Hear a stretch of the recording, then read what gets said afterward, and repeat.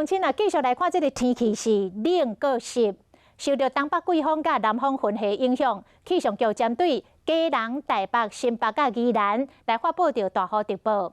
今年入冬上冷的大陆冷气团，明仔载暗到位，上寒的时间是拜六的暗时到后礼拜一的透早，中部以北的低温会降到12度，乡亲都要穿好烧，若去感到就废气。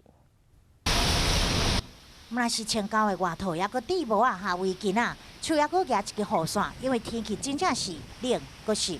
特别是在基隆北海岸地区、宜兰地区，还有大台北的山区，目前降雨是比较明显的。那我们现在已经发布了大雨特报。气象局针对基隆市、台北市、新北市、宜兰县发布大雨特报。拜五持续受到东北季风甲南风混合影响，北部、东北部可能会落大雨或者是豪雨，3000公尺以上的高山有机会落雪。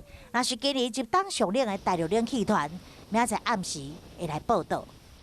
到礼拜六，气温又会再度下降。我们预估大概西半部地区以及东北部地区的低温大概只剩下12到14度左右。 虽然拜六开始水气变少，但是气温会阁下降，上低甚至只有12度，一直爱到后礼拜一的日时才慢慢回温。天气变化大，民众一定爱注意，出门爱穿好烧，以免去冷着。